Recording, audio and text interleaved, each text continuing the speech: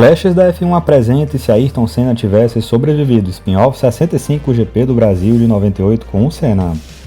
Fãs da F1, vamos a mais um spin-off da nossa mágica realidade paralela com o Senna no grid. Eu inicio esse vídeo falando o habitual, dizendo que se você é novo por aqui no canal e tá achando estranho o nome Senna junto com a citação ao ano de 98, esse vídeo faz parte de uma série de vídeos que relatam a minha imaginação sobre como poderia ter sido a carreira e a vida do Senna caso o Brazuca ainda estivesse conosco e tivesse corrido na Fórmula 1 até o momento em que ele decidisse se aposentar. Na imaginação fielmente seguida pelos fãs do canal, a permanência do Senna em vida entre a gente e a sua continuidade na Fórmula 1 gerou um baita efeito borboleta, e é possível que vocês achem estranhas algumas informações que eu irei dar aqui, especialmente aquelas referentes a pilotos presentes ou ausentes na temporada de 98, e também referentes a em quais equipes os pilotos estão.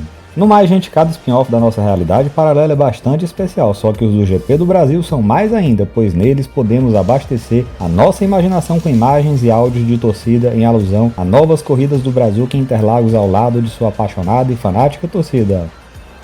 Embora em nossa realidade paralela o favoritismo para a vitória tivesse amplamente com as McLaren e Mercedes de Schumacher e Hakkinen, a torcida Brazuca não desanimava e esperava ansiosa para ver o Brazuca guiando a Ferrari. Seria possível o Brazuca superar o favoritismo das McLaren e Mercedes em Interlagos? Vem descobrir aqui comigo, sem antes deixar de te pedir que se inscreva aqui, dê joinha e ative as notificações caso sejas novo por aqui. Tudo bem, gente? Uma semana após completar 38 anos de idade, o Brazuca foi perguntado sobre como lidava com o desafio de se manter competitivo na Fórmula 1 mesmo com a idade mais alta, e se mesmo com um ótimo preparo ele sentia alguma diferença em relação a quando era mais novo.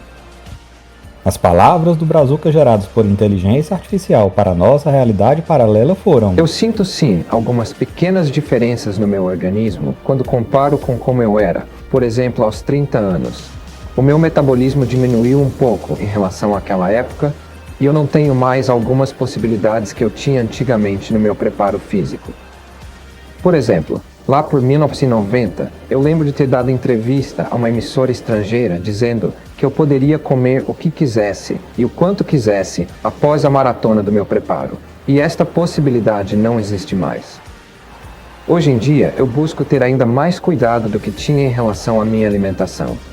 Fazendo esse pequeno ajuste na minha preparação, eu sinto que consigo manter o meu físico praticamente como quando tinha os meus 28 ou 29 anos. Assim, eu creio que o que pesa mais pra gente se manter competitivo e hábil a lutar por vitórias e títulos na Fórmula 1 perto dos 40 é o aspecto mental. Quando a gente é mais novo, sente mais necessidade de provar a todo mundo o nosso talento. Mas por outro lado, existe uma situação ao nosso redor que naturalmente motiva a gente, que é a presença de rivais mais experientes e consagrados no grid, e a possibilidade de vencer esses rivais mais experientes é mentalmente muito motivadora. No momento atual, este não é o caso, pois desde 1994 eu sou o piloto mais experiente aqui na Fórmula 1 e todo mundo me tem como referência. E uma tendência natural da nossa mente é sentir que já provamos tudo o que tínhamos que provar. E é por isso que eu sempre estou buscando novos objetivos para mim, tanto na Fórmula 1 quanto para a minha vida pessoal. E o meu objetivo atualmente é ser campeão com a Ferrari. Sobre as possibilidades de vitória em Interlagos, Ayrton respondeu: sobre a corrida de hoje, a McLaren é a favorita com o Maicon e o Mika. Eles estão bem à frente da gente em performance, mas farei tudo por um bom resultado e quem sabe as coisas aconteçam de uma forma boa pra gente hoje. E como esperado, a primeira fila nos treinos de classificação do GP do Brasil de 98 da nossa realidade paralela foram dominados pela McLaren. Dessa vez o pole foi Schumacher com Mika largando em segundo. O terceiro do grid seria Ayrton, sempre de olho em alguma brecha e possibilidade para largar bem e aproveitar o descuido de alguém mais à frente. Dessa vez, contudo, na imaginação do canal, o descuido de um dos dois da frente não foi favorável ao Brazuca. Schumacher não largou tão bem quanto Mika e quanto Senna, e o alemão e o Brazuca dividiram rodas antes da entrada do S do Senna, o que fez o pneu dianteiro direito de Ayrton tocar na asa dianteira de Schumacher e o Brazuca teve que fazer uma volta praticamente inteira com o pneu furado. Mika completou a primeira volta liderando, com Schumacher em segundo pouco atrás. Senna foi para sua parada não prevista antes do final da primeira volta e voltou apenas em 12º, bem atrás das McLaren de Schumacher e Hakkinen, que dispararam na frente. A Ferrari havia decidido mudar a estratégia de Senna para um único stint bem mais longo que manteria o Brazuca sem paradas até meados da volta 45, confiando que ele conseguiria alcançar a terceira posição antes de parar novamente. Em grande sinergia com a sua equipe, ele iniciou então a corrida de recuperação e após as paradas habituais nos boxes conseguiu recuperar sua terceira posição que havia sido perdida logo na largada. Após a nova parada na volta 45, ele voltou em quarto e na volta 50 ultrapassou Frentzen, retomando a terceira posição.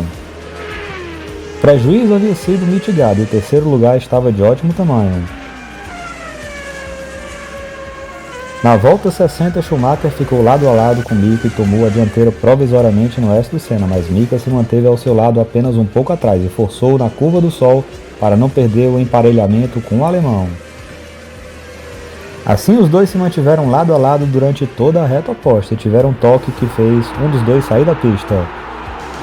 E quem saiu da pista foi o alemão e acabou ficando atolado sem conseguir voltar à corrida. Em nossa realidade paralela, uma grande vibração tomou conta do autódromo de Interlagos a apenas 11 voltas do fim. Mika estava cerca de 16 segundos na frente de Ayrton e fez uma nova parada nos boxes, voltando cerca de 4 segundos atrás do Brazuca. Na penúltima volta, Mika colou em Ayrton e tentou ultrapassar o Brazuca algumas vezes, mas sem sucesso. Os dois chegaram bem próximos no momento da checkered flag. Mika ainda tentou ultrapassar, mas não obteve sucesso. Senna assim conquistava sua primeira vitória em Interlagos com a Ferrari. Uma sonora euforia da torcida pôde ser ouvida enquanto o Brazuca fazia seu gesto habitual.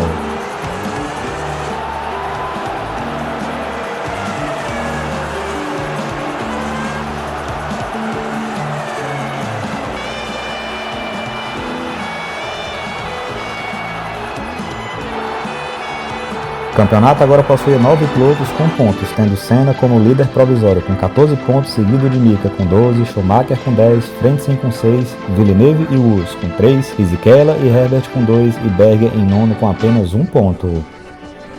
Há 28 anos, em uma realidade paralela bem próxima a gente, era indizível a alegria de todo mundo, pessoal. É isso aí, meu amigo, obrigado por ter visto esse vídeo, até a próxima corrida imaginária.